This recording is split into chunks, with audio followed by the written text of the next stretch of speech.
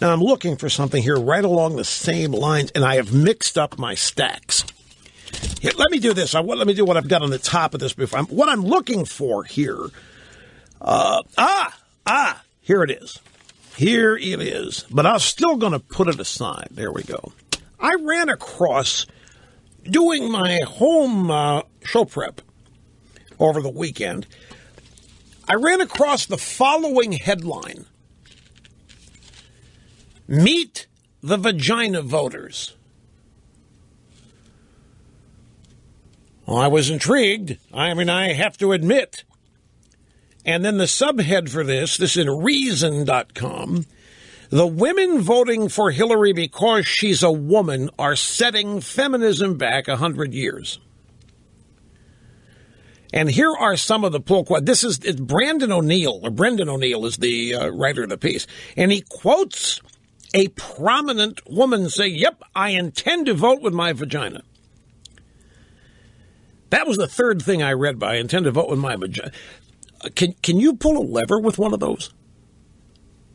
Does anybody know? Can you pull a lever with one of those? Hold a pencil? With one of those? Brian, do you have any idea? You're married? Well, I mean, that's what I thought when I saw it. I intend to vote with my vagina.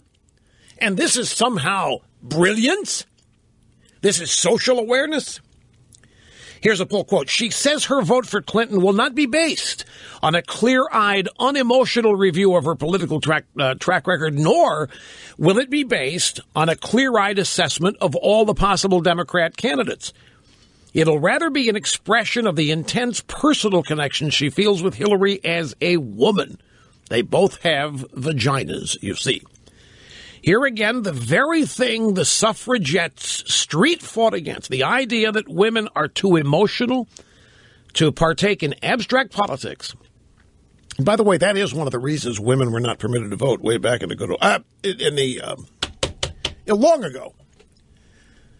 Just kidding, folks. You know me, just trying to stir the pot out there.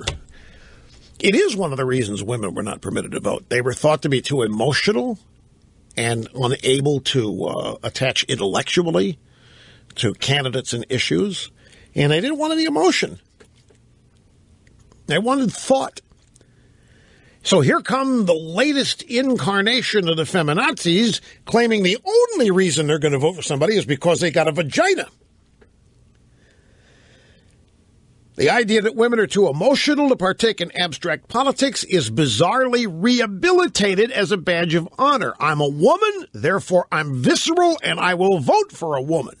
Vaginas of the world unite.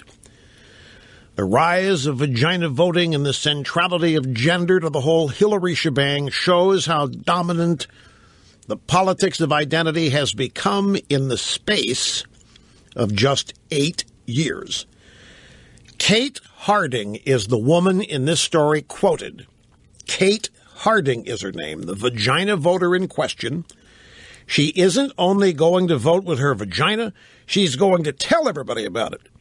I intend to vote with my vagina, unapologetically, enthusiastically, and I intend to talk about it, she wrote in a publication called Dame.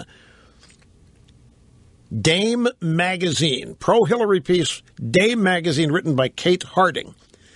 Kate Harding thinks, I'm just quoting from the story here, Kate Harding thinks Hillary would be a great president because, quote, she knows what it's like to menstruate, be pregnant, and give birth. And that's all that matters. That qualifies Hillary. So you're going to pick your leader on the basis of biological functions. The fact that she's experienced the same bodily stuff that you have. Now imagine if a man did that. You know what? I'm going to vote for Ted Cruz. He knows what it's like to spunk off, and he knows the pain of being kicked in the groin, and I want to vote for a guy like that. We'd think the guy's a kook. We think he's an abject idiot, right? I'm going to vote for Ted Cruz because you know why? Because Ted Cruz knows how to go out and cruise for babes while downing some brewskis. Well, that's not bodily function.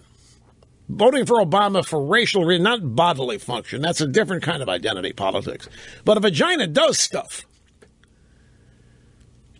And that's what this woman has said. This vagina does stuff, so because Hillary's got one, she's done certain things that this other woman, Kate Harding, has done. That's the commonality. As Sean Connery would say, this is pussy politics. Remember that, Goldfinger? Pussy, as in Pussy Galore, one of the characters. Goldfinger's #1 aide-de-camp in gassing Fort Knox. Anyway, the point of Kate Harding's pussy politics, as I think we should call this biologism or biologism among some in the Hillary camp, is to say that it would be a brilliant symbolic breakthrough if the U.S. were to have its first ever female president. Look, all this is predictable, that the Democrats are going to go in this direction because you elect the first female president. You can't criticize her. She's historic. Any criticism is sexist and now anti-vagina. And I don't know too many men who are anti-vagina, to tell you the truth. Maybe some.